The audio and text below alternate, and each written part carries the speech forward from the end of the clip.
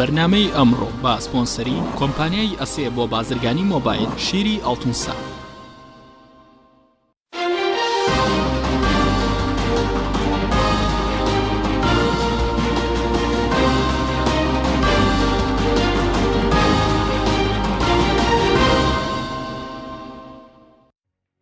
ناوی خوای گەورە سڵاوتان لێبێت بەڕێزان. وەزارەتی ئەوقاف ناونیشانی وتاری هەینی بۆ وتاربێژان و مامۆسایانی ئاینی دیاری دەکات.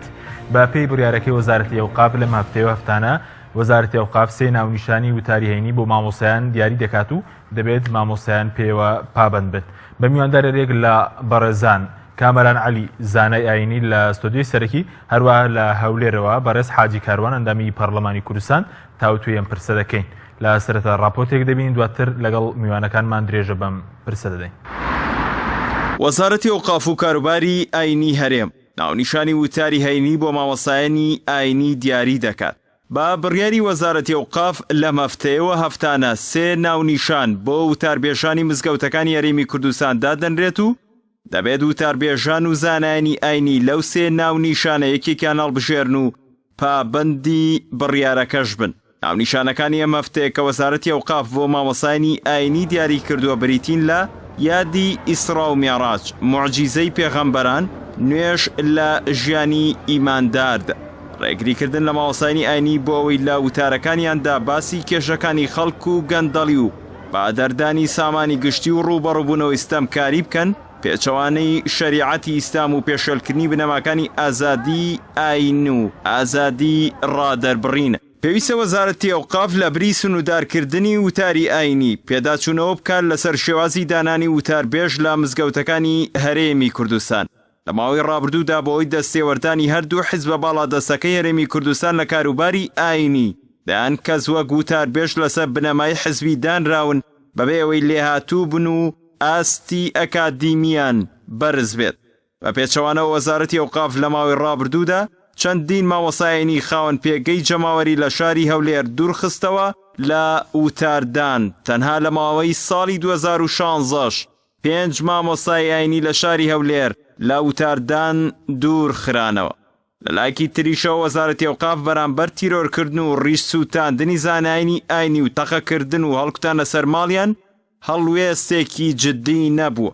ئەوکات دوای چەندین کۆبوونەوەی وەزارەتی ئەوقاف و وەزارەتی ڕۆشنبیری بڕیار دراوە لەمە دووە هەر وتارێکی ئاینی لە کەناڵەکانی ڕاگەاندن پەخش بکرێت دەبێت ڕەزامەندی وەزارەتی ئەوقافی لەسەر بێت. ئەم بڕیارە بۆ سانسۆرکردنی پەخشی وتاری ئاینی لە کاتێکدایە ڕۆژانە کەناڵەکانی ڕاگەاندن دەیان درامای بیانی پەخش دەکەن کە بوونەتەوە کاری سەدان کێشەی کۆمەڵایەتی و تونند و تیژی. بەڵام وەزارەتی ئەوقاف و وەزارەتی ڕۆشنبیری هیچ بڕیارێکیان بۆ سنووردانان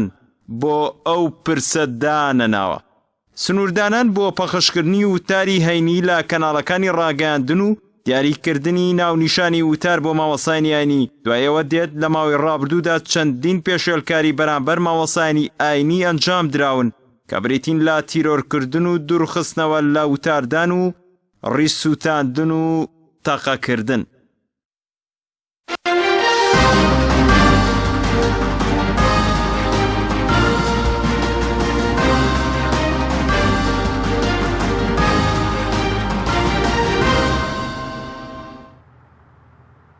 دووبارە سڵاوتان لەبێت بەڕێزان، سوپاس بۆ میوانەکانمان. مامۆستا کامران بەخێر بێن ئەگەر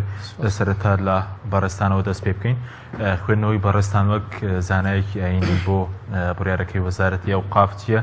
کە بڕیاری داوە لەمە دووە هەفتانە سێ ناونیشان بۆ مامۆسایانی ئاینی دیار بکە بۆەوەی کە وتاری ڕۆژانی هەینی لەسەر ئەو سێ ناونیشانە بدەن. بەڵێ. بسم الله الرحمن الرحيم، الحمد لله والصلاة والسلام على رسول الله وعلى آله وصحبه ومن والاه. سبحانك لا علم لنا إلا ما علمتنا إنك أنت العليم الحكيم. سەرەتا زۆر سوپاس و دەستخۆشیمێ بۆ جەنابتان و بۆ دەرفەتی کە بۆتان ڕخساندن. احترامیشمێ بۆ میوانە بەڕێزەکە کاک حاجی کاروانی بەڕێز. بەنسبەتی تەوەرەکە و باسەکەوە ئێمە جاری پێشوتیش قسەمان لەسەر ئەم بابەتە کردووە، بەڵام هەروەکو بیرخستنەوە یەک دەڵێن ئەسڵ لە پەیوەندی نێوان مامۆسایانی ئاینی و وتاربێژ وتاربێژان و ستافی ئیداری وەزارەتی ئەوقاف و لیژنەی زانایانی کەتی زانایانی ئاینی و هەر لیژنەیەکی تر لەو لیجانانەی کەوە بیرۆکەی داڕشتنی وتار و یارمەتیدانی وتاربێژان و چاودێریکردن و ئەویان هەیە ئەسڵ تێیدا پێبوونی پەیوەندیە ئەسڵ تێیدا بوونی ڕێزکردنە لە ڕای یەکتر ڕاگۆڕینەوەیە هاوکاری یەکترکردنە ئامۆژگاری یەکترکردنە ئەسڵ تێیدا ئەم حەقیقەتەیە ئەوە کە وەکو حەقیقەتێک سابتە و ئێمە هەر هەوڵێک لەم پێناوەدا بێ دەستخۆشی لێ دەکەین و هاوکاری دەکەین و سوپاسیان دەکەین دەمێنێتەوە سەر ئەوەی کەوا سنووردارکردنی بابەت یان ناونیشان ئایا چەندە منطقیە یان چەندە فعلەن لە بواری جێبەجێکردنا دەچێتە بواری واقعی و جێبەجێکردن چونکە ئێمە دەزانین هەر دەستگایەکی هەر دەستگدام و دەستگایەکی حکومی هەمە هەیئەیەکی ئیداری هەیبەتەکەی لەوەدایە کە قرارەکانی لە بواری جێبەجێکردنیشان قرارێک بێکەوە لە بواری جێبەجێکردنا جێبەجێ بکرێ و یعنی هەیبەتێ بدا بە مەصدەری قرارەکە بە چاوی قرارەکە و بڕیارەکە بەڵام ئایا ئەمە دەکرێت یان ناکرێت ئەگەر دەکرێت چۆن دەکرێت گەر ناکرێت چۆن ناکرێت ئەمێنتەوە سەرەوەی کە بە بڕوای من دیاریکردنی ناونیشان منطقی تێدا نییە بۆچی منطقی لەبەر ئەوە مەسەلەن بۆم نەیسە من خۆم سیلسیلە وتارێکم هەیە لە وتاری هەینیدا باسی دەواازەکان کلیلی دەواازەکانی خێر باشە دەکەم مەفاتیح ئەبواب الخەیر باشە لەم جارێدا کە دێمەوە باسی سیلەی ڕەحم دەکەم لەوەی ئەو لەو سێ وتارەدا کە باسی دایناوە بۆ من باسی سیلەی ڕەحمی تێدا نەبێ خۆمە بەستەکەمەوەی لەوەی سیلەی ڕەحمیش پەیوەندێکی بەس مەسەلەی سیاسەت و دەسەڵات چیەکە و خەڵک چیەکەن و چی هەیە و چی نییە ئەوەش نییە ئەو ناشێتەوە بەڵام ئایا من باسی ئەوە ناکەم باسی سیلسیلەکەی خۆم دەکەم لە حاڵێکی ئاوادا ئەگەرەکم تەتەڕق بکەم بۆ باسێکی تر لەو شێوازە ئایا جورمەکەم چییە ئەو دیاریشی نەکردو بڵێ مامۆسای ئاینی ئەگەر پابەند نەبوو بەو ناونیشانانەوە و ناشتوانێت دیاری بکات چونکە بۆ ڕەنگە واقعی من وابی باسی ئەو باسە نەکەم پێویست بە پێویست نەزانم ئەو باسی ئەو دایناوە من باسی بکەم کەوابوو من دەچمە باسێکی تۆ چمە تەوەرێکی ترەوە کە چوومە تەوەرێکی ترەوە ئایا مخالفەم کردووە مخالفەکەم چیە جورمەکەم چیە بە پێی چی یاسایەک من جورمم کردووە ئەمە لایەنێکانە لایەنێکی تریان وای دانێنە من باسی وتارێک دەکەم ئەو وتارێک ئەو باسی دەکا من باسی نوێژ دەکەم بە نمونە ئەو دایناوە ئەم ڕۆژی هەینێ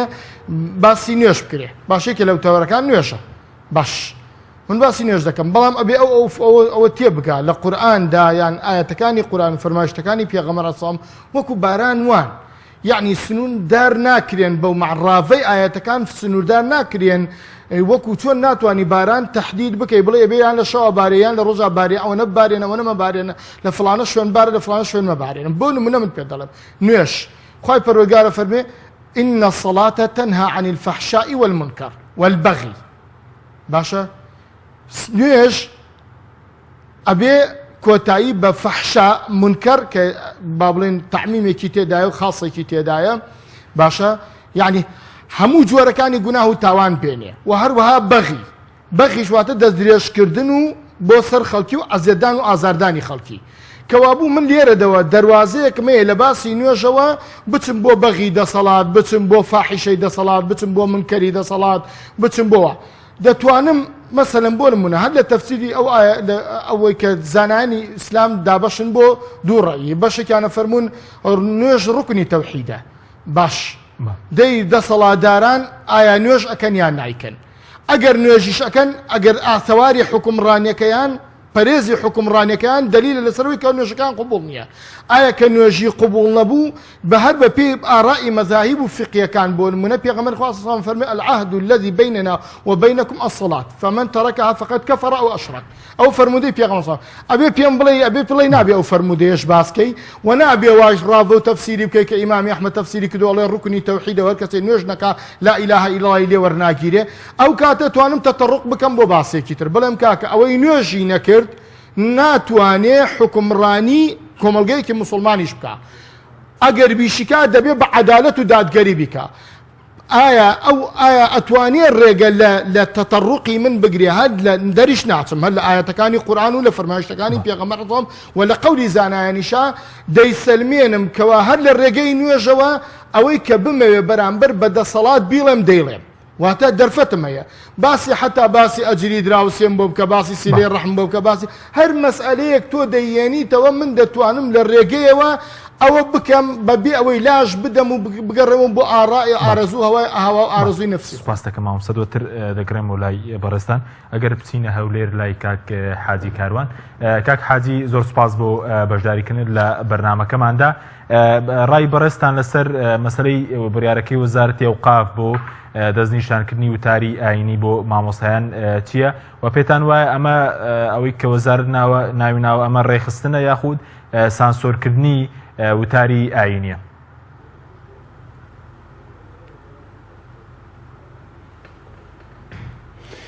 مەڵێ بە ناوی خی گەورە هەنێبان سڵاوڕێز بۆ جەنابەت و بۆ مامۆستای خۆشەویست و بۆ هەموو بینەران. ئەمە لە بێ ئیشی وەزارەتی ئەوقافە، ئەمە بێ سەروبەری وەزارەتی ئەوقافە، ئەمە بێ عیلمی و بێ معریفەتی وەزارەتی ئەوقافە، لەسەر ئەساسی بێ عیلمی، لەسەر ئەساسی ئەتوانی بڵێ نازانستیانە ئەم بڕیارە دراوە و خوێندنەوەی ناواقعیانە بۆ واقع کراوە و بعضێکی جەهلە بە دینیش و جەهلە بە خیتابی ئیسلامیش لەو سۆنگەیەوە دراوە. بعضێکی تری ئەو قەرارێکی سیاسی ئەسڵان قەرارەکە قەرارێکی ئیداری نییە، لە سۆنگەی پڕ لە حەقد و ڕقەوە هاتۆ بۆ دینداری و ئەیانەوێ مەسەلەن چۆنەڵێ تەحجیمی خیتابی ئیسلامی بکەن یا تەحجیمی چالاکی و نەشاطاتی مامۆستایان و زانایان و خەتیبەکانمان بکەن. ئەوە دیارە ئەمە نیەتەکان لە پشتی ئەم پەردەیەوە ئەمانەی لێ خوێندرێتەوە، بەڵام ئەم قەرارە نە پرس بە مامۆستایان کراوە، نەیەکێتی زانایان ڕێئیتایە، قەرارێکی تاکفەردیە، قەرارێکی ئەتوانین بڵێ لە سۆنگەی یەک تاکە حیزبیشەوە دراوە کە تەمەنایان نەکرد من واتە سەورەکەم ئەمە یەکەم هەنگاو نییە، بەڵکو هەنگاوی زۆر خراپتر بەدوا ئەمەوە دێ ئەگەر بێت و مووقیفێکی جدی وەرنەگیرێ. بەڵام وەک جەنابی مامۆستا ئیشارەتی پێدا ئەمە لە ڕووی واقعی و عەمەلی و فیعلێوە جێبەجێ ناکرێت، چونکە وەزارەتی ئەوقاف تا ئێستاکە نەکەرم کابینەیە بگرە زۆربەی کابینەکانی تریش هەروە بوونە، یعنی ئەوەندەی خزمەتی بە ئەجیندایەکی سیاسی کردووە یا بە تەڕەفێکی سیاسی کردووە، ئەوەندە خزمەتی بە ئاین و بە تایبەتی ئاینی ئیسلامان نەکردووە. بۆیە ئەم قەرارەش لە مەسلحەتی دینانیە، یعنی ئایا تۆ ئەتوانی ئەم دینە گەورە فراوانە تۆ وتارێکی بۆ دیاری بکەیت، دووەمین لەسەر چه ئەساسی ئەتوانێت تەڕح بکرێت، یعنی تۆ تەرحی مەوزوعی بکەیت طبیعی وەکو وەزارەتی ئەوقاف تەرحێ بکەی بڵێ ئەم مەوزوعانە باشن بە تایبەتی لە مەسەلە نیشتیمانیەکانە لە بۆنە قەومیەکانە لە بازێ مەسایلی سیاسیە ئەم بابەتانە ئاساییە وەزارەتی ئەوقاف تەرح بکە، بەڵام هەرچی مامۆستا و زانا هەیە تهدیدی بکات و بەو شێوازە بێ نایکە. ئێمە تورکیامان لە تەنیشتە من لە ساڵی 2008 لە تورکیا بووم لە مزگەوتی جامیع سوڵتان ئەحمەد کە گەورەترین مزگەوتە لە ئەستەمبول مالاکە یا خەتیبەکە وتارەکەی بەدەستەوە بوو، ئەو کاتە جەماعەتی ئۆردوغان و ئەوانش لەسەر حکوم نەبوون، ئاوا وتارەکەی ناوتی وەزارەتی ئەوقاف وتاری بۆم ناردووە باسی سووتاندنی دار بکەم، یعنی خەڵک دار ئەسووتێنێ بۆ ژینگە خراپە، وتی ئەوە منیش وتارەکەم قەت کرد و کردمە گیرفانم باسی سووتاندنی گەنجەکانەکەم بە فەساد سوتاون، ئەستن حیسابی بۆ وتاریش نەکرد. تەجروبەیەکی فاشل لە ئەتاتورکەوە هاتووە بۆ ئێستاکە ئێمەمانە تازە سەر لە نوێ دەست بەم حاڵەتە بکەینەوە. لەبەرەوە من هیوادارم يعني أما پێغەمبەری خوا صلی الله علیه و سلم فەرمی إذا وسدت الأمر إلى غير أهلها فانتظر الساعة. أما نەکبەتیەکەی ئەم میلەتە و ئەم خەڵکەیە کە کاروبارە درێتە دەستی کەسانێک کە ئەهل نین بۆ ئەو مەوزوعە و بعضێکی خەتای ئەوانێ بعضێکی خەتای ئێمە ئیسلامیشە بەڕاستی، یعنی ئێمە ئیسلامیان نەبێ وەزارەتی کاروباری کۆمەڵایەتی یا کارەبا یا زراعە وەرەگرین، بەڵام وەزارەتی ئەوقاف ئەسڵ وایە یەکێکمان لەرمان بگرتایە بەبەش نەبایە ڕازی نەبووینایە. ئەوە بعضێکی ئێمەش بە خەتەی خۆمانی تایە، بەڵام ئێستاکە زروفێک ڕخساوە بۆ ئەمان لەبەریان ئەڕوا، بەڵام لە نەتیجەیە ئەستان عملی نیە ناشتوان متابعە بکەن، هیچ جرایەتێکشان بۆ ناکرێ و لەو قەناعەتیان هیچ مامۆستایەکیش پابەند ناوێت بە مۆزوع مەگەر مامۆستایانی تایبەت بە حیزبی دەسەڵات بێ. زۆر باشە بەس کاک حاجی بەڕێز باس لەوە کرد کە ئەمە خزمەت بە دینداری ناکە و ئەمە ئامانجێکی سیاسی لە پشتەوەیە، یعنی ئەو ئامانجە سیاسەتیە کە لە پشت ئەم بڕیارەوەیە.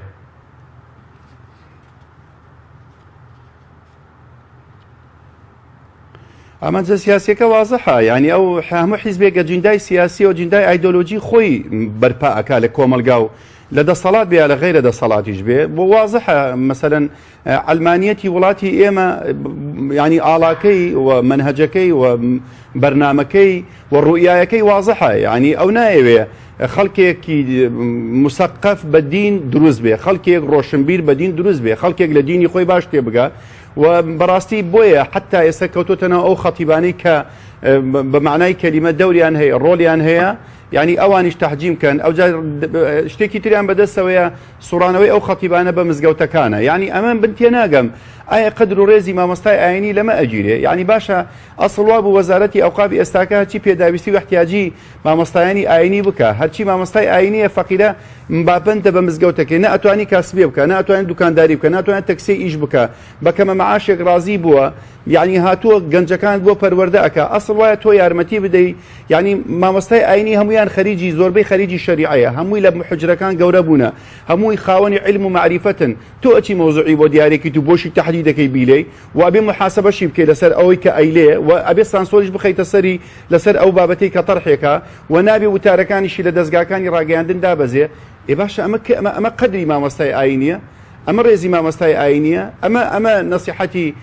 چۆنەڵی قائیدەکانی پێشووە وابوونە، لە قازی محەممەدەوە بگرە، لە شێخ سعیدی پیرانەوە بگرە، لە مەلا مستەفاوە بگرە، هەمووی ئەمانە ڕێزیان لە مەلاەنە، ئەمە نازانم لە کێ فێر بوونە، لە چۆ گەورە بوونە. ئەسڵ وایە بەڕاستی ئەگەر ئێمە خەمی دینمان بێ، ئەم قەرارە بۆ خەمباریمان بێ بۆ دین، ئەسڵ وایە ئێمە یارمەتی مامۆستایان بدەین، فەر و مامۆستایانی ئاینی پێیان بڵێ کاکە لەوەتی وەزارەتی ئەوقاف لە زمانی بەعسەوە تاکوی ئێستاکە هەیە چ مەصدەرێکی علمی داوە بە ئێوە، چ کتابێکی داوە بە ئێوە تا لە ڕووی مەناهیجەوە بە قووەت بن. ئەسڵ وا بوو هەر مامۆستایەکی ئاینی لە جیاتیەوە سلسیلە کتابێکیان بۆیان بکردایە مامۆستایانی بەڕێز ئەمانە بۆ بیکەنە مەنهەجێک یا مینهاجی خیتابە بێ لەسەری بڕۆن، یان مەسەلەن دەورەی ئاینیان بۆ بکاتەوە. من 4 مانگ بەر لە ئێستا لە ئوردن بووم، دەورەیەک وەزارەتی وەقفی سونی کردوێەوە نزیکەی 50 مەلای لێ بوو، ئەیوت 3 مانگ جارێ 6 بۆ 50 مەلا دێنە ئوردن دەورەیان بۆ ئەکرێتەوە. کوا وەزارەتی ئەوقاف شتی وای کردووە، یعنی چی کردووە بۆ مامۆستا تا بچێ ئەمە بکە. لەوەرە بەڕاستی بەڕێی من ئەمە ئەجندایەکی سیاسیە و نیەتێکی زۆر خراپی لە پشتەوەیە. من ئەبێ هەم لایەنە ئیسلامیەکان بە تایبەتی و هەم مامۆستایانی ئاینی و خەڵکانی دڵسۆز بۆ ئەم دینە بە هیچ شێوەیەک ئەو قەرارە قبول نەکەن و تەطبیقی نەکەن و ئەستەن چونکە قەرارەکە وەک جەنابی مامۆستا کامەران وتی تۆ بە چ قەرارێک مامۆستا محاسەباکەیت، چ بەندێکت پێ لەسەر چه ئەساسێ، چ جەریمەیەکی کردو مامۆستا، یعنی وتاردان مادام لە ئیتاری دینداری و مەصالحی قەومی و ئەمنی قەومی دەرنەچوو ئەستن وەزارەتی ئەوقاف بۆینەی محاسەبەیکە. ئەوەی کە مخەوەلی کردووە شەهادە و سەقافەت و ئەخلاقەکەیەتی هاتوۆتە سەرەوە مینبەرە، نەک وەزارەتی ئەوقاف بیفرۆشێ بەسەریە. بەڵێ سپاس دەکەم، دواتر گەڕێم بۆ لای بەڕێستان، مامۆستەکەم بگرم بۆ لای بەڕێستان. بەڕێستان هیچ ئامانجێکی سیاسی وەکو کاک حاجی کاروان باسی کردی، ئامانجێکی سیاسی لەم بڕیارانە دەبینی؟ خۆی ئێمە ئەو با لێ گەڕێن چونکە یەک لێرەدا نێت خوێندنەوە و پەرێزی ئیشەکەش دوایی دەرەکەوێت کە چیە چۆنە، بەڵام با واقعیانت سەیری ئەم مەوزوعە بکەین. وڵاتی ئێمە وڵاتێکی فرەحیزب و فرەلایەن و وڵاتێکە حکوومەت و هەڵبژاردن و پەرلەمان دێدا و کۆمەڵی جیهاتی سیاسی بەشداریەکەن و حکومەگرن دەس و مشارەکەی حکوومەت و دەسەڵات و ئەوە دەکەن. حکوومەتی خۆچەیمان هەیە، حکوومەتی هینمان هەیە، مرکزیمان هەیە. ئێمە وڵاتی ئێمە ئێران نییە، کۆریای باکوور نییە، سعودیە و هەندێک وڵاتی عەرەبی نییە کە یەک پاشایەتی بێ و یان یەک مەزهەب و یەک مەزهەب و یەک ئایدۆلۆژیا حکمی بکا و بە عەرزی خۆرشی بیۆ بیکا و لە هەر شوێنێکی وڵاتەکەیە بێوێ قەرار هەر قەرارێک بیسەپێنێ. ئەم قەرارن لە ڕۆی جێبەجێکردنەوە مەسەلەن بۆ ئەیدانێن مامۆستایەک لە سنووری سلێمانیە ئەو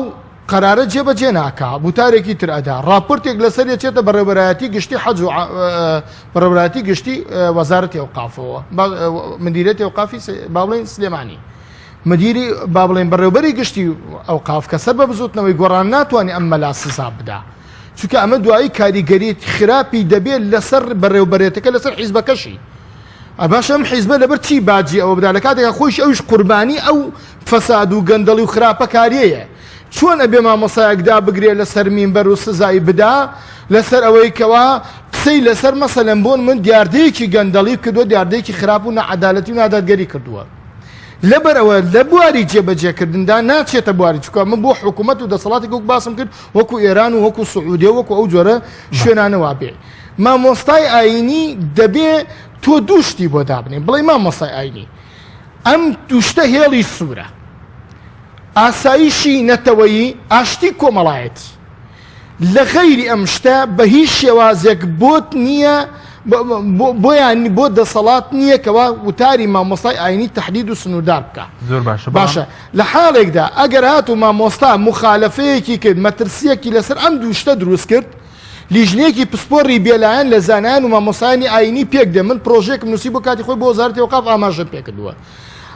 ئەبێ لیژنەیەک لە مامۆستایانی ئاینی با لە زانایانی ئاینی پێک بێ بۆ لێپرچینەوە لەم کەسە ئەم لیژنەیە معنیە بێ بە وەڵامدانەوەی جێت و لایەنە سیاسیەکان و ئاینە مەذهبە جیازەکان ئەگەر مامۆستا تەشیری کردبوو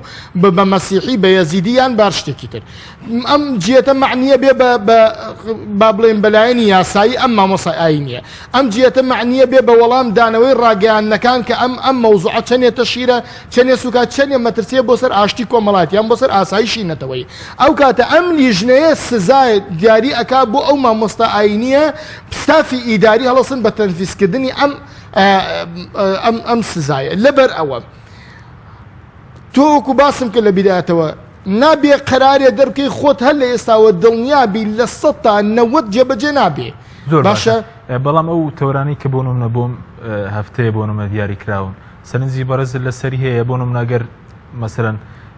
پرس بە جەنابتەکە کام تەوەر مەسەرەن دیارێکە بۆ نمونە هەفتەیە نوێژ لە ژیانی ئیمانداردا مۆجزەی پێغەمبەران یادی ئیسرا و میعراج دیاری کراوە بەڕێز پێ دوای دەبێت چی من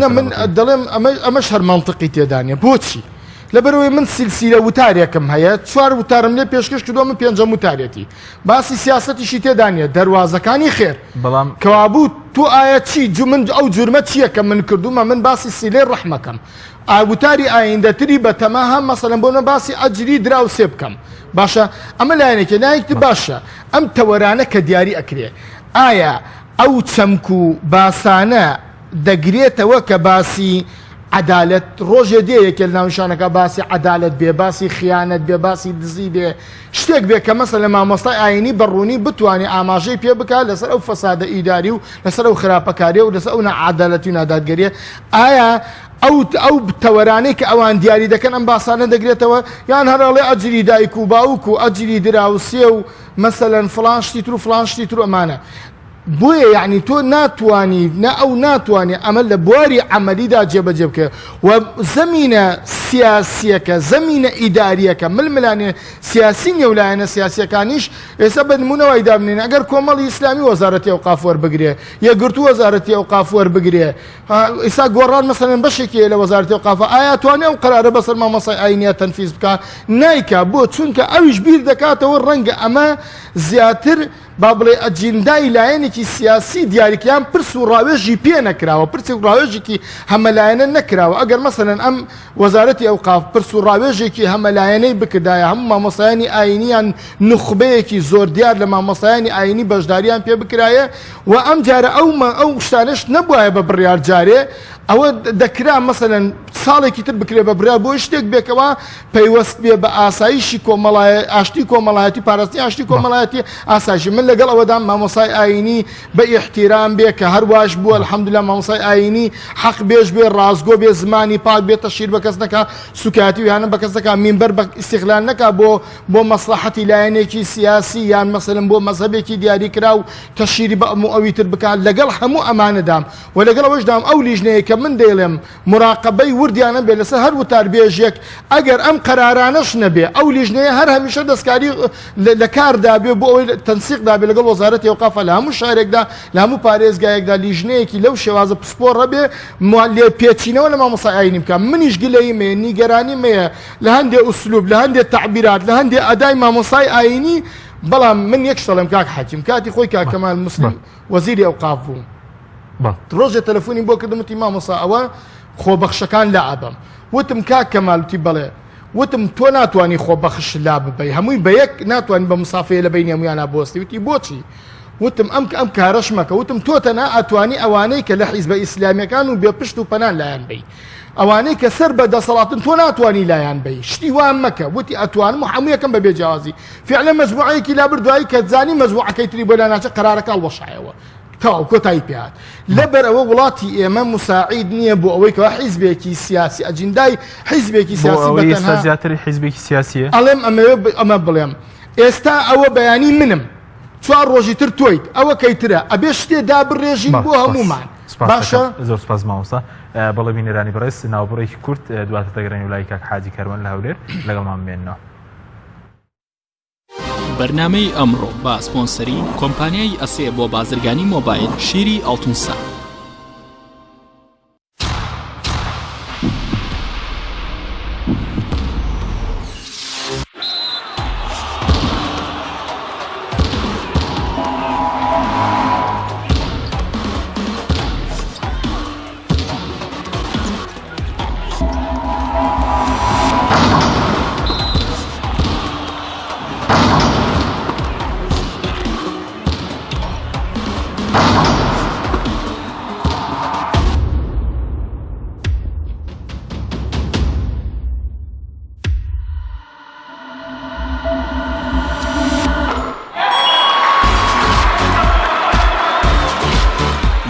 سەرکەوتنە گەورەیە تەنها شیری وشکی ئەڵتونسای تەمێکی ڕاستەقینە و 100% سروشتی نۆشی کەو هەمیشە بە بەهێزی بمێنەرەوە. ئەسێ ئەمڕۆ جیاوازتر دەردەکەوێت. ئەسێ ڕنگ و هێز و توانایەکی نوێ پێشکەش دەکات. زیرەکێکی ڕاستەقینە و متمانە پێکراوە. ئەسێ Q6 نوێترین مۆبایلی زیرەکە و کردنەوەی لەلایەن پەنجەمۆری خاوەنەوە کار دەکات. ڕامی 3 گیگابایتەوە، میمۆری 32 گیگابایتەوە، کامێرای سەرەکی 13 مێگاپیکسلەوە و کامێرای پێشەوەی 8 مێگاپیکسلەوە. ئەسێ یەکەمین مۆبایلی مارکەی کوردی 4G LTE.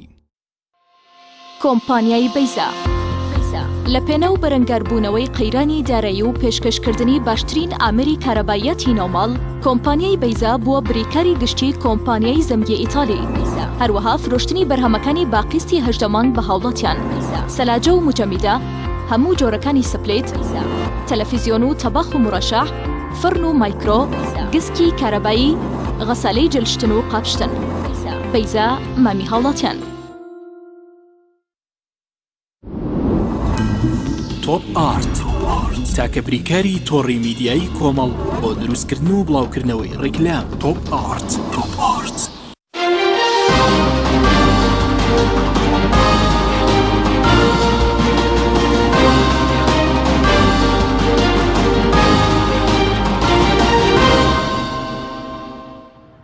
دووبارە سڵاوتان لەبێت بەڕێزان. کاک حاجی کاروان ئەگەر بگەڕێنەوە لای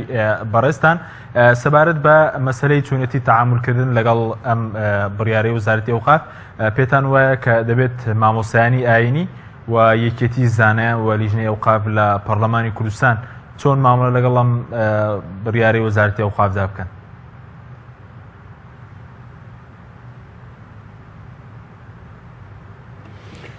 وەڵام جارێ زیەکێتی زانایان ئەبایە دەورێکیان هەبایە و ڕۆڵێکیان هەبایە، بەڵام بەداخەوە ئەوانیش هەست دەکەم بەشێکن لە لوعبەکە و بەشێکن لە گەمەکە و بەشێکن لە خوتەکە، یعنی ئەوش بۆ خۆی خراپە کە ئەزانن شتەکە واقعی نییە و تەطبیقیش ناکرێ و ئەزان لە مەسلحەتی وتار و خەڵکی کوردستانیش نییە، بەس ئەویش بۆ خۆی کەوتۆتە ژێر ڕکێفی ئەتوانی بڵێ ئەجندایەکی سیاسیەوە. بەداخەوە دومین کاک حەکیمیان پەرلەمان ئەوە وەزعی پەرلەمانە، پەرلەمان لەبەرە مەسبابانە داخرا و پەچی کەوت بۆ ئەوەی پەرلەمان ڕۆلی خۆی نەبینێ. ئەگەر پەرلەمان ببایە و لجنەکان کارابوونایە و سەرۆکایەتی پەرلەمان دەست بەکار بایە، ئەو کاتە پەرلەمان ڕۆلی ئەبووم قەرارانە سەربەخۆ دەرناچوون کە تۆ ئەتێنای لجنەی ئەوقاف محاسبەیەکتیانە کرد یا مەسەر شتێک ئەکرا و ئەم بڕیارەت پێ لەوغە کردەوە، بەس کە ئێستا پەرلەمان نییە تۆ چی ئەەکەیت، ینی محاسبەی چی ئەەکەی؟ بەداخەوە ئەمە بۆ خۆی پەرلەمانیان کرد بە چۆنەڵی قوربانی ئەجندای سیاسی خۆیان. ئەم حاڵەتە ینی بەڕێی من ئەم نقطەیە زۆر گرنگە، ئەم بابەتە لایق نییە بە مەکانەتی مامۆستایانی ئاینی، چکە مامۆستایانی ئاینی بە کۆمەڵە عیلم و معریفەتێک و چەند ساڵ خوێندن چۆتە سەر ئەو مینبەرە و بە تەسکیەی وەزارەتی ئەوقاف چووە، دوایەوە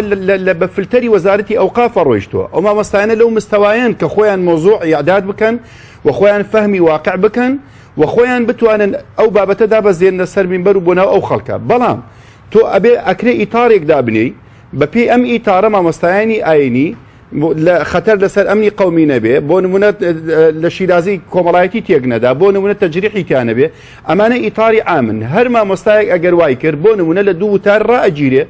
نەک بچی بە یەکجاری ڕای بگری. ئاخ مامۆستایی ئاینی لە مناڵێ و لە فەقیهاتی گەورە بووە، وتارێک بەدڵی وەزارەتی ئەوقاف نەبووە، یەک وتار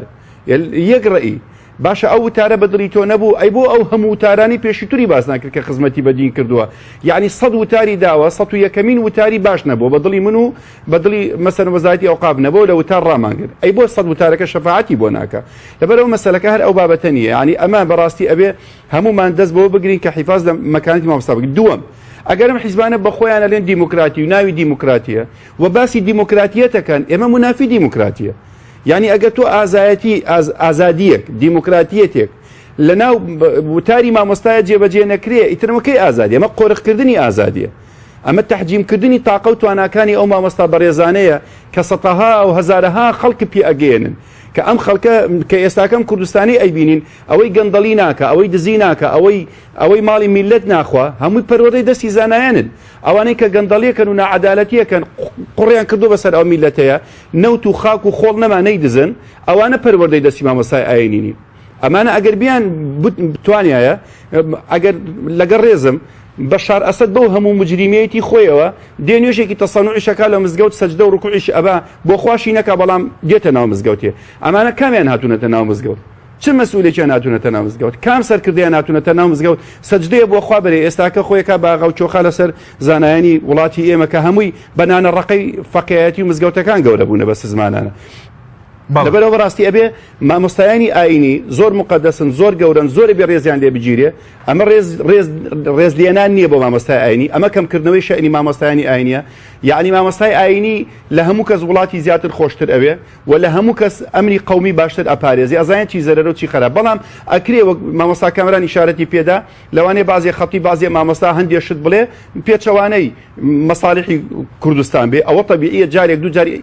ئەوە ئەکرێت ئاگادار ئەکرێتەوە ئەگەر نەبوو ئەوە ئەتوانی ئیجرایەکی ئیداری لەگەڵ بکەیت بەڵام بەم شێوازە تۆ بڵێ تەحدیدی بکەی ئەمەیان بەڕاستی لە مەسلحەتی وتار نییە و لە مەسلحەتی خەڵکیش نییە و بە هیچ شێوەیەکیش تطبیق نابێت. بەڵێ زۆر باشە کاک حاجی بەرز زۆر باسی گەمەی سیاسی دەکەیت کە دەڵێ ئەمە گەمەیەکی سیاسیە یعنی بۆی لای بینەران ڕوون بێ یاخود ئەمە بڕیاری تاکە حیزبێک ینی گەمە سیاسەکە چییە و چ ئامانجێکی لە پشتە ئەگەر ئەمە گەمەیەکی سیاسی بێت.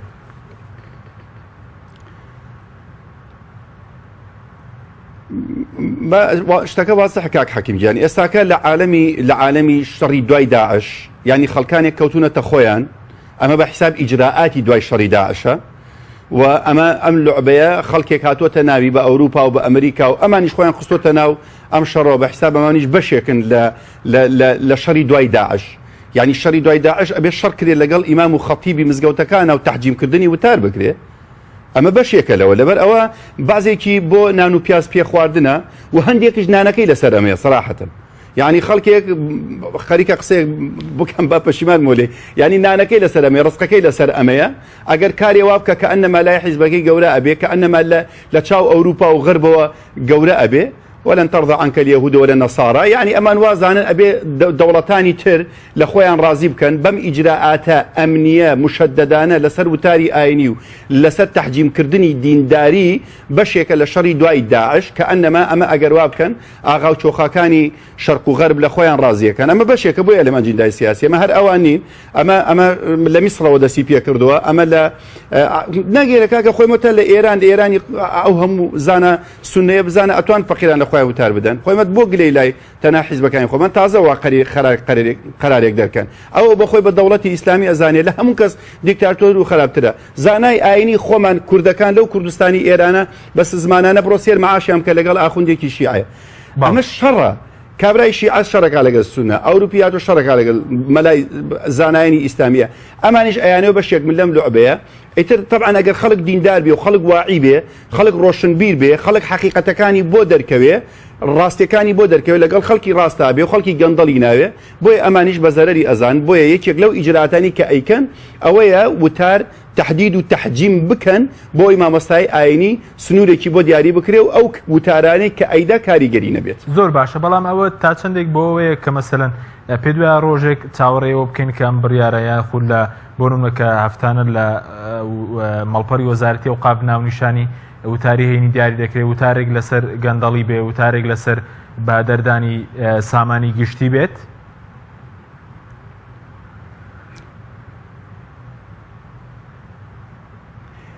قەت نایبینی هیچ کاتێ نایبینی ئەسڵەن هەگەر وایە تو ئەگەر وەر تهدیدی وتارێک بکە وتار چیە مستەرە مۆزوع چ مشکلێ بڕۆ لە ڕیاض الصالحین بڕۆ لە تەنبیه الغافلین بڕۆ لە دنیای مەناهج و کتابەیە لە ئەنواع کتاب مامۆستا کامرە لە من باشتر ئەزانێ سەرە مۆزوع چییە بدرێنە بەڵام تۆ ناوەڕۆکەکە مهمە یعنی تۆ ئەگەر باسی بۆ نمونە بڵێ باسی عەدالەت بکە بۆ نمونە باسی دیکتاتۆریەت بکە لە ئیسلامە نایلێ هەرە مۆزوع لە وەک سعودیا وایە هەر باسی دەستنوێژ و باسی نازانم مەسایلی فقی ئەو بابەتانە ئەکرێ لەو بابەتانەیە لەبەرەوە چاوەڕێی ئەو بابەتە نەبین کە ئەمان تەڕحێکەن بۆیە من هەر جارێکی تر ئەیلێم با ئێمە یعنی دەست نەنێ لە بیناقاقەی مامۆستایان زەختیان لێ نەکەی مامۆستایانی ئاینی ئێمە بەعام لە 90 بەسەرەوەش هەمووی جوان پەروەردە بوون هەمووی مامۆستای دامەزراون لە ڕووی عیلمەوە لە ڕووی ئەخلاق و لە ڕووی قیەمەوە لە هەمومان دڵسۆزترن ئەوان چاوساغی میلەتن ئەوان شوێن پێی پێغەمبەریان گرتو ئەوان لەسەر مینبەری پێغەمبەر صلی الله علیه و سلم ئەبێ سیقۆمتمانەیان پێمان سیقۆمتمانەمان پێیان هەبێ نەک بچین مۆزوعێکیان بۆ دیاری بکەن بەڵام زۆر طبیعیە جارێکی تر لێم وەزارەتی ئەوقاف بە هەر ئەیکات نەیکاتە ئیجباری مۆزوعێک تەرحەکە زۆر طبیعیە ئەم مەوزوعە بۆ ئەم فترێ ئەخوا قەیچێکە مامۆستایان ئەم جمعەیە ئەگەر کرا باسی ئەم بابەتە بکەن بەڵام ئەگەر نەکرا نابێ کەسی لەسەر محاسبە بکرێت. سوپاس دەکەم زۆر سوپاس کاک حاجی مامۆستا سەبارەت بەوەی کە دەکرێت مەسەلەن وتاری ئاینی بەم شێوە سانسۆر بکرێت مامۆستای ئاینی باسی کێشەکانی خەڵک نەکات باسی گەندەڵی بەهدەدانی سامانی گشتینەکە یاخود بەڕێزیش باس لەوە کە زۆر جار باز لەوەکە کە وتاری مامۆستایانی ئاینی هەڕەشە لەسەر ئاشتی کۆمەڵایەتی و سیاسی وتاری مامۆستایانی ئاینی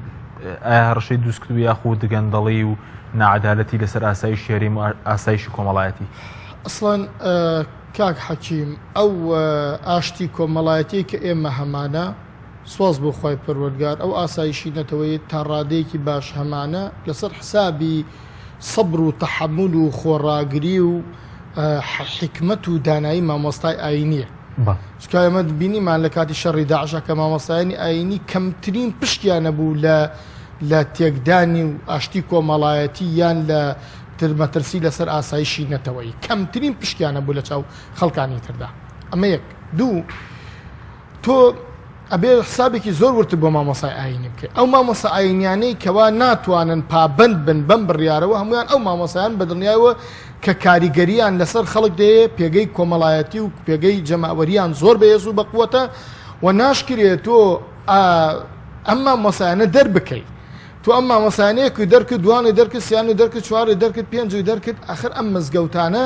ئەو خەڵکانێکەوە گوێگری ئەم مامۆسایانن ئەو خەڵکانێکەوە هەواداری ئەم مامۆسا ئاینیانن ئەمە کاریگەری نەرێنی ئەبێ لە ڕووی کۆمەڵایەتیەوە لە ڕووی لەسەر لایەنە سیاسەکانی تر و هیچ لایەنێکی سیاسی ئامادە نییە مەسەلەن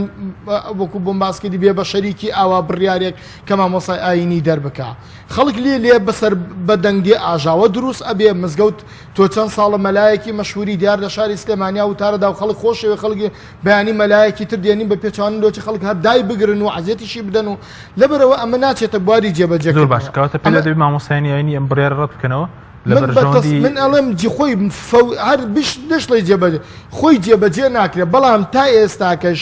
ئەویان کە من قەرارەکەم خوێندەوە ئەویان نەنووسیوە ئەگەر مامۆسایەکی ئاینی ئەمانەی جێبەجێ نەکە سزا ئەدرێ بەڵام ڕەنگە چاوەڕێی کاردانەوەی مامۆسایانی ئاینی بن ینی دەکەوێتەوە ناکەوێتەوە سەر مامۆسایانی ئاینی با من بە تەسەوری خۆ مامۆسای ئاینی دەبێ وەکو چۆن دەڵێ بۆ خۆی بە شێوازی تایبەتی خۆی کە هەم با بڵێن ڕەخنەی ئەم بابەتە بکە و ڕەخنە لە وەزارەتی ئەوقاف بگرێت و داوای گفتوگوی کراوەتر بکە و داوای مناقەشەی زیاتر بکە لەسەر ئەم قەزەیە یعنی شتێکی طبیعیە کە ئێمە لە بینی خۆمان وەزارەتی ئەوقاف و سافی ئیداریەکەی یان ئەو لیژنەیەدا دانیشتنی تر بکەین کۆنفرانس بکەین ئەم باسانە تاوتوێ بکەین تعدیلی ئەو قەرارانە بکەین ئەوانە هەمویان ئەوان بەڵام ئەگەر ڕوخسەتم بدەین مەترسی مامۆستایانی ئاینی بە حەقیقەتەن لەمە ئەو بیرۆکەی یعنی بە عەلمەنەکردنی ئاینە یعنی کەسێکی عەلمانی چۆن لە ئاین ئەڕوانێ ئاین وای لێ بکرێتەوە وەکو تەیرە معقولەکەی لێ بکرێت تۆزێ لە دەنووکی بقورتێ و باڵەکانی تۆزێکی لێ بقرتێ و قاچەکانی تۆز لێ بقرتێ ئەو ساڵێ ئەمە تەیرێکی معقولە ئەو گەرەکم ئەمە ڕوئیا و تەسەور و تێگەیشتنی ئەو خەڵکانە بێ کە لە پشتی ئەم قەرارەوە بێ ئەمە زۆر مەترسیدارە و هەر ئەسڵەن وەکو چۆن دەڵێ هەر ناچێتە بواری جێبەجێکردنەوە و هیچ هەنگاوێکی با بڵێن کردەیی نانێ لەبەرەوە ئەگەر ئەم بیرۆکە بێ ئەوە زۆر خراپە دەبێ و مامۆسایانەیەکەوە هاوکار بوون لەم بیرۆکەیەدا زۆر ورتر سەیرێکی ئەم قرارە بکەن و پێداچوونەوە بکەن بەم بڕیانەدا هەتا هەروە ئەو ستافە ئیداریەشی کە لە وەزارەتی ئەوقافان کە من ڕێزم بۆیانەیە زانم کە خەڵکانێکی زۆر دڵسۆزی تێدایە خەمخۆری تێدایە ڕەنگە لای خۆشیان و هەندێکیان پیان وا بێ ئەمە تەنزیمکردن و ڕێخستنە و وحدەتی وتار و بە شێوەیەک لە شێوەکان یعنی پاراستنی ئاشتی کۆمەڵایەتی و ڕەنگە ئەم نێتانەشیانە بێ بەڵام دوجار ڕەنگە ئەمە ئیسیفادەی لێ بکرێ و ئیستیغلال بکرێ بۆ شتی تر کە ڕەنگە لە ئایندەدا مەسەڵەن بۆ ئەو زادانی ئەو مامۆساییکەوە سەرپێچی ئەو بڕیارە دەکات دوورخستنەوەی مامۆساکان دوای تێکچوونی مەسەڵەن بۆ نمونە ئاشتی کۆمەڵایەتی هەموو ئەو شتانە کە ڕەنگە لە ئایندەدا مەسەڵەن لە دەرئەنجامی ئەو بڕیارانە مامەڵی پێ بکرێ و دەرئەنجامی بە مەسەلەی ئاسایشی نەتەوەیی و ئاسایشی لە وتارەکانی مامۆسایانی ئاینیدا وەسەبارەت بەو گەندەڵیەش کە لە کوردستان هەیە زۆرجار باز دەکرێت مەسەلەن ئەو وتاری مامۆسایانی هەڕەشەیە قەت بۆتە هەڕەشە وتاری مامۆسایانی ئاینی من ئەوەی دەبینم هەڕەشەیە لەسەر ئەو ممارەسە و شێوازی دەسەڵات و حکومڕانی کە ئێستا لە ئەرێمی کوردستاندا با بڵێن حکم دەکات لەسەر شێوازی حکومڕانیەکە جا ئەو شێوازە من ممارەسەی بکەم کاکسین بیکە کاکسات بیکە لای خەڵک مەرفوزە ئەم شێوازەی کە ئێستاکە هەیە ئەوە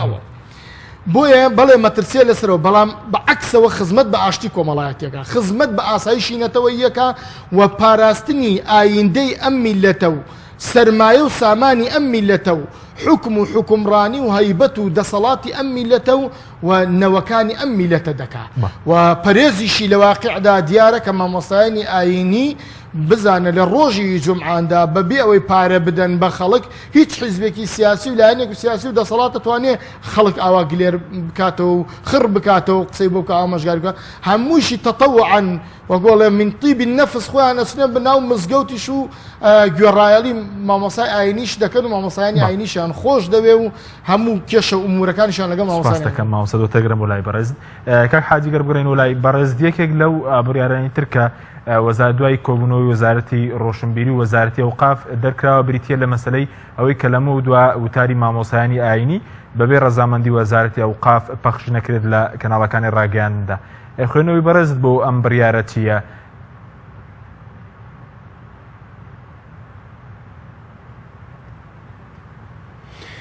طبعا ئەمەیان لەمە خراپترە یعنی ئەمەی ئەم قەراری دووەمیان لەوەی خراپترە کە تهدیدی وتارەکەن یا تەنزیمی وتارەکەن یعنی تۆ ئەگەر بژمێری تقریبا نزیکەی ئێستا حالیان 80 بۆ 90 قەناتی محەلی هەیە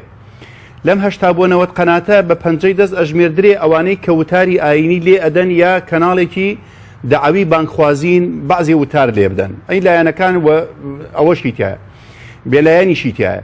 یعنی باسەکە زۆر وازەحە زۆر بە جوانی نیەتەکان مامۆسای شارەتی پێداوتی من نیەت نەخوێنە بەڵام نیەتەکان زۆر عەلەنیە یعنی من لەگەڵ جەنابی یەک دوو باهر بەبێ ناوهێنانەوانی کە لە لجنەکەنەوە مامۆستایانە تەلەفۆنتم بە مەستا کە جەنابت بوویتە لجنەی ئەم قەرارەی ئەم ئەوقافە ئێوە ئەتانەوێ وتار لێ نەدرێ لە تەلەڤیزیۆنەکان هینی ئەوقاف نەبێ وتم باشە چەند وتار بێژەی لەم کوردستانە دابنێ 500 هەیە بڵێن 1000 هەیە باش ئەم هەزارە حەزەکەن هەمووی ئەیانەوە لە تەلەڤیزیۆن پەخش بکرێت چونکە ئەمە ئەمری خوایە و لە جیاتی بۆ 500 کەس قسە بکەم بۆ 2 ملیۆن خەڵک قساکەم حەقی خۆشمە بچم وتاری خۆم پەخش بکەم دیموکراتیەت نییە باشە ئەم 1000 وتارە من چۆن بێنم بۆ تۆ تا تۆ بۆ خۆت سانسۆرێ بکەی بۆ گوێی لێ بگری بزانین بۆ من ئەبێ یا نابێ یەکەم ئەبێت تۆ تەوجی دەرکەی بۆ قەناتە ئیعلامیەکان بۆ کەناڵە تەلەڤیزیۆنیەکان وتاری ئاینی بەم 5 نوقاتە لێ بدەن زەرری ئەمنی قەومی نەبێ نازانم چی تێک نەدا فلان نەبێت زەرری بۆ پەزەکەی خۆی نەبێتتر ئەوە بابەتەکەیە ئەکرێت تۆ تەوجیهات بدەیت بە قەناتەکە تەوجی بدەیت بڵێ کاکە گیان ئەگەر وابوو تۆ ئیجرا لەگەڵ تۆ ئەەکەی ئیتر ئەم کەناڵە ئەم مدیری کەناڵە ئەو خۆی سانسۆری هەیە مامۆستایەکی ئاینی دێ ئەڵێ مامۆستاگیان لەم تەوەرانە باز بکەی شتی تر نەچیتە سەری یان مەسەرەن مامۆستا ئاینەکە خۆی بەرپرسیارە بێت لە وتاری کە ئەیدا ئەی مامۆستایەکی ئاینی ئەگەر لە مزگەوتێ وتار بدا زەرری هەبێ بۆ لە ڕووی سیاسیەوە لە ڕووی ئەمنی قەومیەوە لە ڕووی نازانم هەر شتێک ناوی ئەنەی ئەو کاتە ببێت تەلەڤیزیۆن تۆ وەزارەتی ئەوقاف بێ محاسبە بەڵام وتم بەو لجنێ وتم باشە ئێوە ئەم هەموو چەند کەناڵ نزیکەی 10-15 کەناڵمانێ بەس فلیمی خراپ لێدەن هەمووی فلیمەکان لە زەرری ئەم خەڵکەیە بڕۆ سێ زنجیرەی تورکی کە نیوەی ئەخلاقی کۆمەلگای هەمی تێکدا کاکەگیان هەرچی کلیپ هەیە هەمووی خراپە هەرچی مستەسەرەیە هەمووی خراپە باشە سانسۆر بۆ لەسەر ئەوە داناندەی یعنی لە ڕووی ئەخلاقیەوە لە ڕووی کۆمەڵایەتیەوە لە ڕووی اقتصادیەوە وڵاتیان ڕوتانۆتەوە بە مادی و بە دزی و بە گەندەڵەیی ئەوجا وڵات وێران بکەن لەسەرەوە بە فەسادکردنی گەنج و کچان و کوڕانمان مامۆستایانی ئاینیش نابێ وتاریشیان لە تەلەڤیزیۆن دابەزێ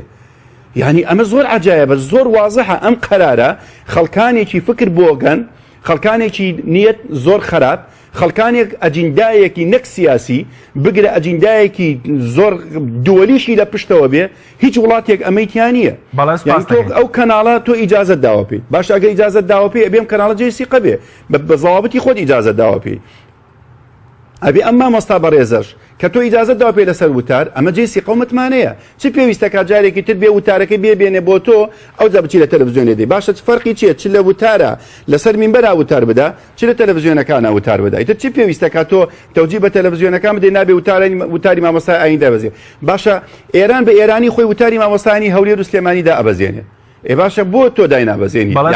ئەمە لەکوێ هێناوانە مامۆستایانی نەم شار و وڵاتە نین خۆ لە قەوقازەوە نەهاتوونە خۆ لە مۆزەمبیقەوە نهاتوونە وتارەکەی لێ بدەم بەڵای سپاس دەکەین کە حاجی ماوەسە بزانم جەنابەت تێبینێکت ماوە زۆر بە کورتی بێ سپاس دەکەم من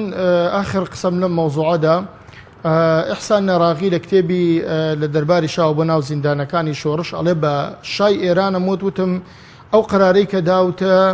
کە ئاخوندەکان دەبێ عسکەری بکەن و سەربازی بکەن ئەو قەرارە بکشێنەرەوە چونکە ئەوە سوکایەتیە بە هەستی ئاینی خەڵکی ئەم وڵاتە و لێ قوبوڵ ناکرێت دوایی ئەمە دەرەنجامێکی زۆر خراپی دەبێت دەڵێ لە گوێی نەکردم شا فعلن وابوو ئەڵێ کە مەترسیەکەی من کە بدام بەشە ئەوە بوتم ئەم مەلایە ئەم مامۆسا ئاینیانێ کە دەرکراون سوکاتیان پێکرێ ئیهانەیان پێکرێ هەمویان لەگەڵ خەڵکە هەژارەکەدا تێکەڵ بوون دوایە لەگەڵ ئەم خەڵکە هەژارە شۆڕش بەم خەڵکە هەژارە ئەکەن و ئەوان قیادەی شۆڕش دەکەن دەڵێ دیار بوو هەرگوێی لە ئامۆژگاری و نەسیحەتەکانم نەگرت تا دەرەنجام ئەوە بوو کەوا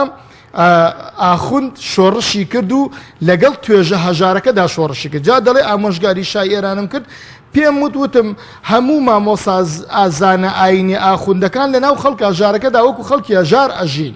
بەڵام مەسئولین و بەرپرس و دەسەڵاتدارەکانی تۆ هەمویان لەناو کۆشک و تەلار و مەسیفەکان و لە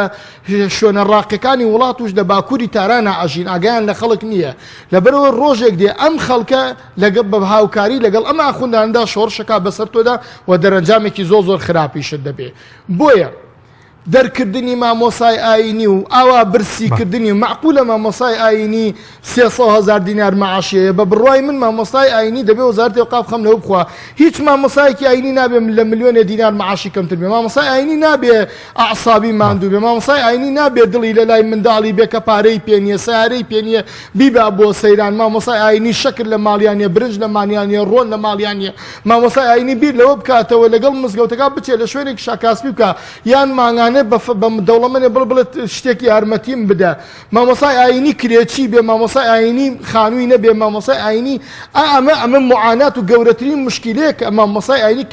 کاریگەریترین توێژن باشە زۆر وەزارەتی ئەوقاف خەمی لەم معاناتە و توێژی مامۆسایان پێشێلکارەکان کە بەرامبەر تیرۆرکردنیان ڕیش سووتانیان کردووە هیچی ئەسڵ ئەوەی کە لە بەرژەوەندی مامۆستای ئاینیە کەرامەتیان پارێزێ ژیانیان پارێزێ معنەویاتیان بپارێزێ کاکە لە وڵاتێکی وەکو سعودیە ئیمە کەسێک ئەبێ بە ئیمام و خەتیب گەورەترین مەکتەبەیە دەنێ زۆرترین مەعاش و موچەیە دەنێ بۆ ئەوەی دڵی بەلای هیچ شتێکی ترا نەڕوا لەبەرەوە ئەوە مەترسێکی زۆر گەورە لەسەر ئاین زۆر سپاس بۆ بەڕێز مامۆستا کامەران عەلی زانای ئاینی کە لە ستودیۆی سەرەکی لەگەڵمان بوو هەروە زۆر سپاس بۆ بەڕێز کاک حاجی کاروان ئەندامی پەرلەمانی کوردستان کە بەڕێزیشیان لە هەولێرەوە لەگەڵمان بووی سپاس بۆ بینەرانی بەڕێز سپاس بۆ هاوکارانم تا بەرنامەیەکی تر خواتان لەگەڵ